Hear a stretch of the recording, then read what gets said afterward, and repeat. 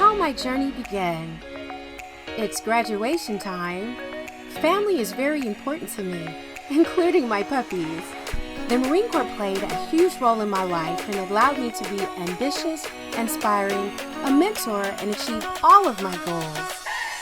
As a financial expert, I've received multiple awards, done various events as a guest speaker all over the U.S. with my platform of creating healthy financial habits, along with having my own business, all leading up to my show. Come along for the journey. Hello, Gems, and welcome. For the month of March, we are highlighting the achievements of women in various industry fields. Here are some statistics about the career our next guest has chosen. You are absolutely going to love this. A yacht is a mini extravagant mansion floating on the water. You can do everything and anything you can imagine within reason on a yacht. You can host a party, have a celebration, have a graduation, do water sports. Personal transportation can be provided to include a car, a motorcycle, and a helicopter. You will have private chefs with meals catered to your nutritional needs, massages, and ultimately relaxation, just to name a few things. Most luxury yachts charters come with a crew of between 1 and 6 members. Larger vessels, such as super yachts, often have a crew up to 15 or 20 people. Each member of the crew has their own title and responsibilities, although they will help out on the ship and the yacht according to the needs of the clients. An 80-foot charter runs around $40,000 to $100,000 a week. The average weekly cost of a 100-foot sailing yacht is between $50,000 and $100,000. Now, gents, keep in mind, these are only estimates and your overall itinerary will dictate your cost. The top 5 destinations to yacht this summer are the Croatian Islands, love that, can't wait to go.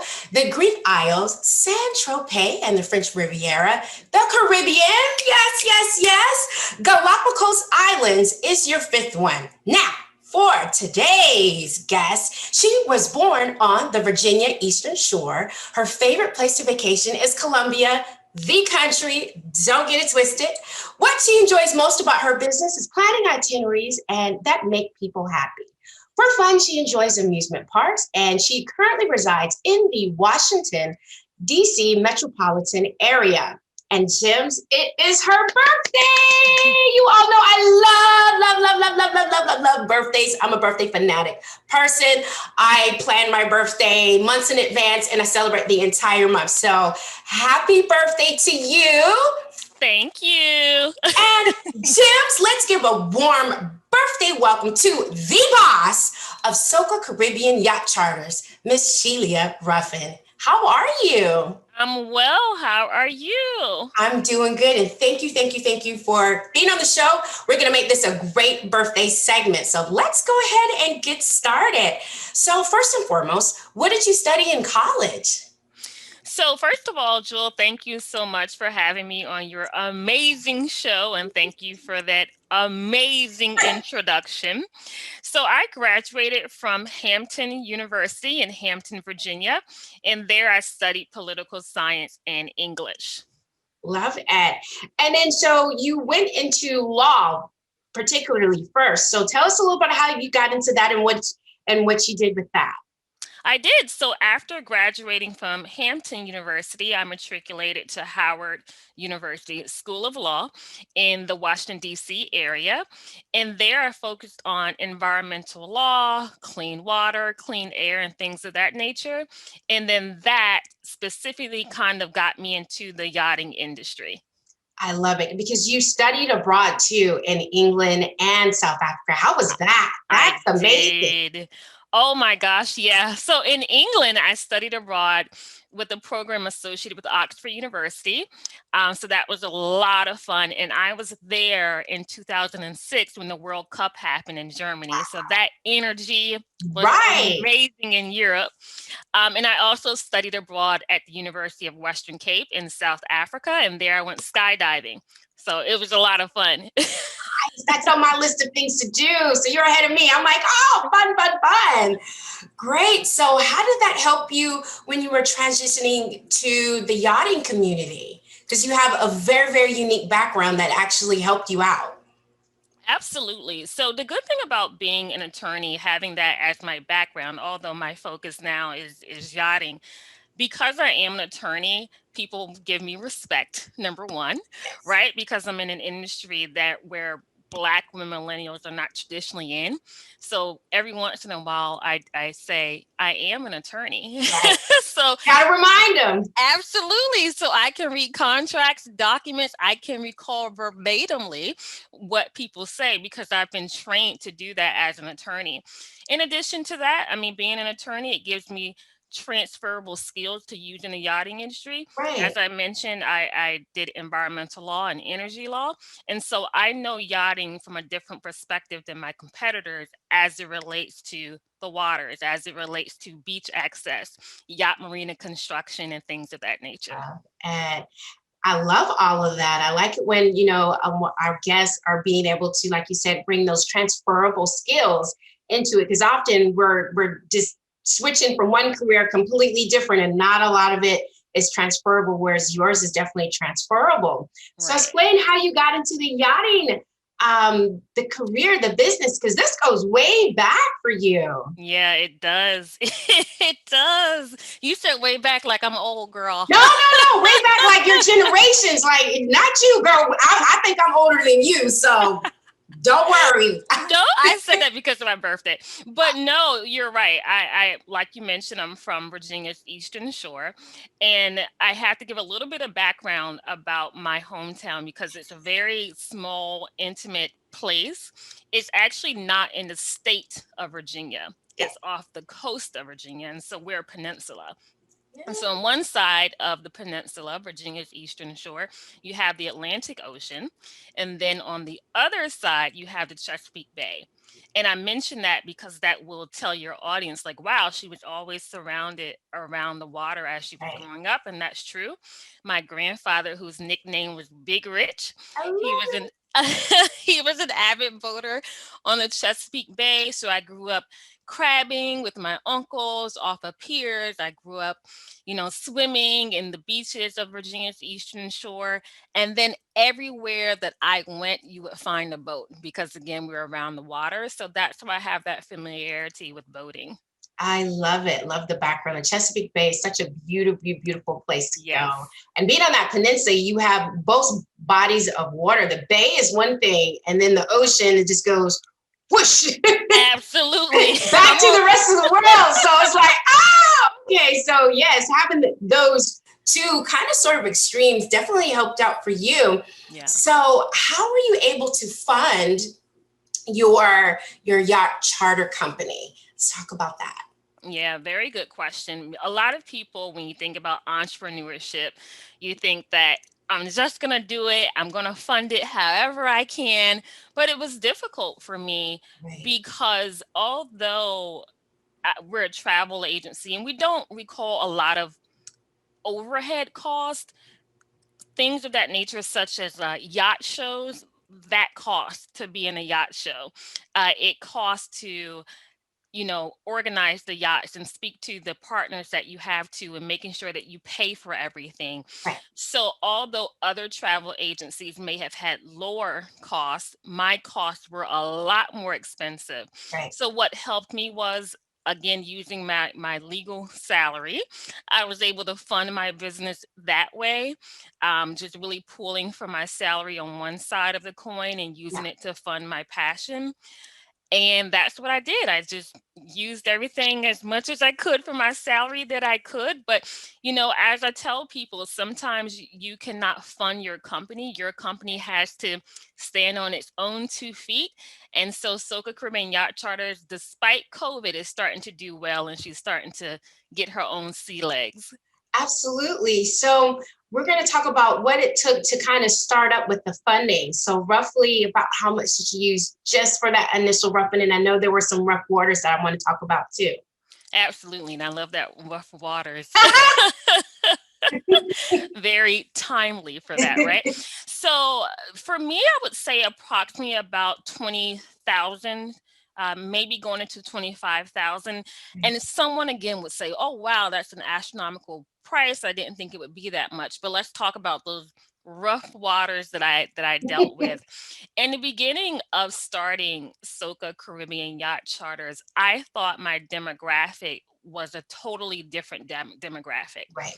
And so what happened was, thinking that this demographic would love this particular yacht event that I was hosting, I used my own credit cards to put deposits on about 18 yachts. Right. And so that made the price go up to about $8,000. After I did research, I started to realize, you know what? This demographic is not my demographic. And unfortunately, that money was not recuperated. Right. So just a piece of advice to someone, making sure that you really keen on your demographics so that you don't waste money in the beginning. Absolutely.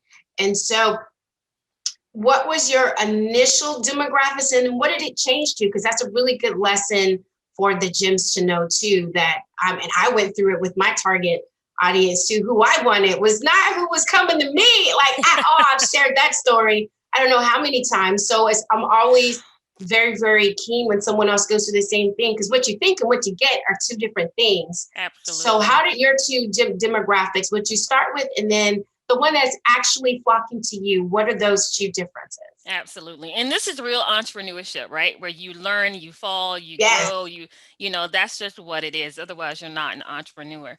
So in the beginning, I thought my demographic was party people. Yeah. Okay, I thought it was people that wanted to party on the yachts. There are things called Yacht Week that a lot of people were interested in. And so I wanted to do a yacht type of week where people would just party, but add in that soca music, add in that carnival lifestyle. So that's who I went after. I was very familiar with that demographic. And I even sent out a survey of, I believe, maybe 200 people. But the thing is, I did not ask the right questions. Right. I really beat around the bush when it came to questions, because I was very afraid that if I put these questions out there, someone is going to take my idea. And so instead of saying, would you pay $5,000 for a carnival style yacht week, I would ask, have you ever been on a yacht before? Very, very broad. Right. How much money do you spend on carnival?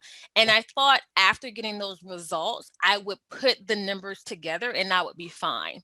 Right. So don't do what I did. If someone takes your idea, then no one can do it like you. And I'll maybe speak about that a little bit later if I get the opportunity, about using you to really sell your company. So currently my demographic are high net worth, upscale travelers, individuals that have the revenue. They don't mind spending 50, 60, 70,000, as you mentioned, to put towards an experience of a lifetime, to have a amazing cruising experience. I know many people, love cruise ships, and that's great. But what I'm trying to get people to understand is there's a viable vacation option that you can do that's safer, and that would be yachting. So those individuals are the people that I go after, and specifically people of color and millennials, because the yachting industry has overlooked those two demographics. Absolutely. They're definitely overlooking it in your industry as well as some others. So the fact that you were able to make that pivot and kind of say, hey, this is a huge demographic group. Millennials, they're making up the portion of your new CEOs, their business owners. Absolutely. And people are looking over them, but they have the collateral, the extra income to say, I'm bored. What do y'all want to do? This is going on a yacht. They have that. So the fact that you're looking into that specific group who are looking at you, they're still young, they still want to party, they still want to do all these things. Right. It's a great, great, great thing that you're doing. So do you have your own yachts to charter? So tell us about how that works. Because most people, go ahead. No, go ahead, finish. No, I was just saying, because most people will think, like you said, you have to start off with 18 yachts to do this, but you were able to do it in your own way. So kind of tell us how you were able to partner with other people and companies. Absolutely. Now I'm not going to give all of my business plan. But if anyone does try to copy me, honey, they cannot do it like That's me. right, because it's only one of you. Only one of you. All y'all can take it. Y'all make your little notes, but guess what? There's only one Sheila, the boss Ruffin. Don't get it twisted. Sheila. My problem. Yes, Sheila. No worries, baby. So regarding my business plan, right? So I do partner with specific yacht fleet companies. I work with them. They provide me with their crew and their yacht, and then I put my services with their particular yachts and their crew. I do vet the crew because my yacht vacation travel agency is very energetic. It's not traditional. It's not being ran by the traditional CEOs and managers of my competitors, which, to be honest, are white, older men. I Mhm. am a Black woman millennial, so I'm very different. So I bring a lot of my culture, the fact that I used to live in St. Thomas, Virgin Islands. I use a lot of that to pour into my company. And so I need crew that can have that type of flavor and that spice Mhm. to bring so that my clients feel that they feel like they're on an authentic Caribbean experience. And then I also am in the process of reaching out to and speaking with yacht owners as well. People don't understand that it costs a lot of money to own yachts. It's Yes. a lot of money to own because of maintenance and dockage fees and gas and fuel and all of these different items. Yeah, And give so, us like a price range of what it costs, like just to own oh, girl, one yacht. let me give you an example. Yes. For a yacht that cost 4 million, let's take that as an example, okay? Right. That's usually about a 70-foot yacht and about 4 staterooms or cabins. Some Hmm. people are familiar more with cabins because of cruise ships, Right. and about 4, I'll say, bathrooms, okay? We call them ensuite, but bathrooms. Hmm. And so for that, you're looking at 4 million, and maintenance costs usually run between 20 to 30% of the purchase price. Right. So, and that's annually. Now that Right. is a little bit on the higher end side, but when I do talk to these yacht owners, I do give them the higher end side because Right. if you have your AC that breaks down, that can cost you 20,000. You Easy. know, absolutely, just straight off. Or if the captain um, hits something on the dock or on the pier, Yeah. that's going to run you about $25,000 straight. So Right. that's why I let these owners know if you're working with my company, we're going to make sure that we give you the true pricing so that you understand what you're getting into. Absolutely. And the maintenance, but then also the crew itself. Someone has to pay for their salaries. You want Absolutely. this experience that I spoke about in the beginning, the private chefs, the masseuse that is not just, this is not her training evolution or his. You're paying for that. I Yeah. mentioned the helicopter pad and all of these, because girl, I watch all those, yachting in the Caribbean on all those channels. And I'm like, he has a helicopter. And then they're like, I'm bored. Can you, lift the back down and take the water, the skis out. And I'm like, well, what all is on this boat? Yeah. All of that takes maintenance to have a car on a boat. You Absolutely. can't put a car on a smaller yacht.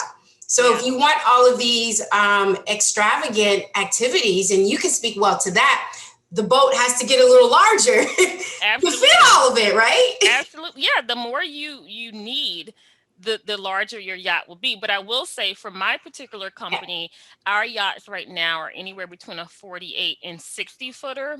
Okay. And those are catamaran yachts. But you're right, for those super yachts, those are about 100 feet. They kind of start off when you say super yacht, Yeah. all the way up to like a 175 footer. Those yachts can run you. I don't even want to say the pricing. I've Right. been on a yacht before at the Barcelona Super Yacht Show in May of Yeah. Tell us the 2019. price. We got to know. That price that I went on was probably about a 228-foot yacht. Right. And it was, I think, 38 million euros. So probably about 43 million USD, somewhere around there. And Right. I'm walking like, okay, Sheila, this painting is probably cost more than your house. So be Right. very careful. Be very careful. Don't touch nothing you can't pay for. Yes. So, and that's, like I said, always, bringing your expertise to it, because these are things that we just don't think about. We go on our regular cruise ships and it's all there, but we're sharing it with 10,000 other people, which brings the cost down. This is so specific and it's so unique to you. You have that one of a kind experience. So Right. you're going to pay more for those things that, as I say, you don't have to share. I feel like I'm in a place right now in my life where I'm like, I don't want to share no more. Like, if I just want to come out and just be me and not see Absolutely. other people, that's what I want. I know I told you about that the other day, Jim, just to give you a little feedback. When I was talking to her earlier, we're setting this up, and I was just laying down, and I was like, it would be so nice just to have my own chef. It's just someone to just cook for me, because that That's right. particular day, I didn't want to get up. I didn't want to cook. I didn't even want to put nothing in the microwave. So with That's why you need to book with us. yes, absolutely. That's why I'm getting the word out there. I'm telling you, I want me, my friends to go so I can just have that ultimate relaxation. But Yeah. back to you, enough about Jewel and what I do on my weekends. So, what sets Soca Caribbean Yacht Charters apart from your competition? Absolutely. So not only am I setting myself apart from my competitors, but I'm making them irrelevant. And so Yes. there are three different ways that I'm doing that. Number one, we do have our door to dock to door services. And I know in the beginning you mentioned like the helicopter and the car service. I want to make sure that your jewels know and your gems know Yes. that that's usually for your private yacht owners. So if you have any listeners that are private yacht owners, then absolutely they're most likely going to get that. Yes. But my competitors, they don't offer ground transportation services. They don't offer the activities and the touring that we offer. So going back to our door to dock to door services, when you come out of your home in Delaware, we're going to have a black car service to come pick you up and take you to, let's say, Philadelphia International Airport. So you don't have to worry about, using any type of sharing car services Right. because we're going to have that already for you. If you would like, you and your friends can upgrade to a private jet because we do work with private jet companies. If not, feel free to use whatever commercial airline you would like. Right. Once you guys reach the Caribbean, let's say if you guys go to the Bahamas, once you guys reach that airport in Nassau, we're going to have ground transportation to take you to the yacht marina. So that's the door to dock part. Okay, so you don't have to worry about the island taxis or anything like that. We're going to make sure that we take care of everything for you. And then once you get to the yacht marina, that's going to be your 6 day minimum yacht vacation on a catamaran luxurious yacht. Your personal chef slash bartender, your Yes. chef as well, um, and then I already said chef, but also your captain, Yes. right? You get a personal captain. And Mhm. for our larger yacht, closer to that 60-footer, you also get your own hostess. So, Jewel, when you're coming out of that water from snorkeling with those tropical fish, you're going to have someone there to give you a warm towel. You don't have to worry about things of that nature. Right. Gourmet cuisine is included, premium liquor, water sports gear, sightseeing, and touring is included as well. And then we do everything in reverse. So when you're sad because you have to go back to Delaware, we're Right. going to have that ground transportation to pick you up from the yacht marina, take you back to the Nassau airport. And then once you reach Philadelphia airport, we're going to have that black car service to take you back to your home in Delaware. So door to dock to door. I like it. And there's another thing that you do that I definitely want my gyms to know is that you vet the crew.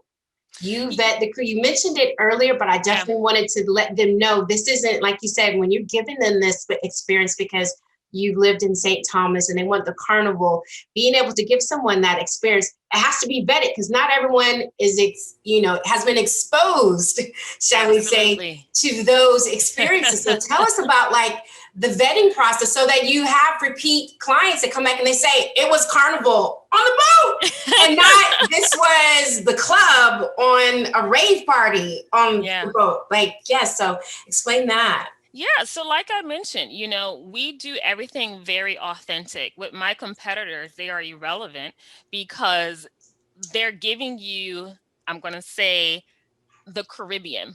We give you the Caribbean. Okay. And those are two different things. Yes. So they're going to take you to, tourist areas and public beaches where there are a lot of mass tourism. We're Right. going to take you to places where we know the locals go, and it's authentic Caribbean culture, authentic Caribbean tradition. And so it's very important for that crew that I choose to know where to go, and also to ensure they bring that authentic, local, traditional Yes. Caribbean flavor to the yachting vacation, so that my clients can not only see the Caribbean, but make sure they enjoy the culture of the Caribbean. Absolutely. And another thing that you do, and I love the ultimate, your personality sheets. I love that. I say that because I want people to know just how exclusive it is. It's not just, okay, this is Jewel from Delaware and she likes soul food. Great. No, this is like you're going to feel like your crew and Sheila knows you before you got there. We've seen it on TV, but it's also one of the things to experience it in yourself, to have someone say, no, no, no, she's allergic to shell food. No, no, no, we're not doing salt this week. Jules on yet another diet, y'all. We got to give her more water than we do this. So tell us a little bit about that and how it has helped you repeat guests and your clients. And I know they're thankful for that as well. Well, many of them, because again, I'm reaching a demographic that they're not familiar with yachting, although they have the revenue, they're Right. not familiar. So when I tell them about, several weeks before your yacht charter, we're going to give you a customization sheet, a preference sheet. And they're like, what is that? I'm like, okay, this is why I wrote a blog on this, so I can send in the blog. So Right. the preference sheet, the customization sheet, is a document that will document your likes and your dislikes. Yeah. Like you mentioned, are you on a specific diet? Right. Can you not have fish? Are you allergic to this? Can you have salt?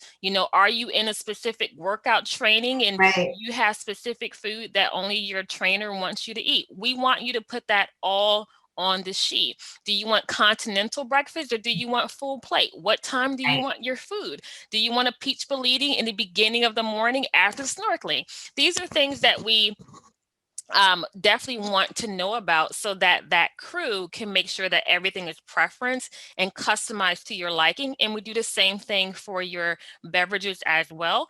As mentioned, not only gourmet cuisine is included, but premium liquor. So are you a rum girl? Are you a vodka guy? What do you like? Do you like specific wines or sparkling waters? So you just put that on the sheet. I vet it, I go through it, and then I provide it to the crew. Yeah, and that was one thing. You hit on one thing I wanted to let them know was a specific diet, because we've been on cruises, and I tell you, it's hard to keep a diet on a cruise because there really isn't a diet. There's not. I know I'm not supposed to eat carbs, but oh my gosh, they have pasta. So with this experience, you can stick to, like you said, what your trainer wants you to do, because they're going to have it. They're not going to entice you with, you could have pasta over here. I know you're not really supposed to eat after 8 o'clock, but we're having nachos over here. If you say, I'm on a vacation and I want to enjoy all the activities on the vacation, but still stick to this, that's what they're going to do for you. And that is so key, because often, I hear my clients that go on vacations and we just lose it all. We just come back, they're like, I know I ate, I shouldn't have ate as much as I did and drank and this. And then you kind of have to go back to your trainer with your little head down and tell them what you did. And then go back and redo that. Whereas this time you can stay on track with whatever it is that you need to do, timetables, if this and that. And that's the best part of having those personalities, those document sheets that you say. Right. So where is Soca Caribbean Charters located? Yep. So Soca Caribbean Yacht Charters, we are in the Washington, D.C. Washington, D.C. area. Uh-huh. So we're very close to Annapolis, Maryland. Annapolis, Maryland hosts the largest in-water boat show in the entire world Wow. every fall. So we are very close to that. But all of our yacht charters are located in the Caribbean.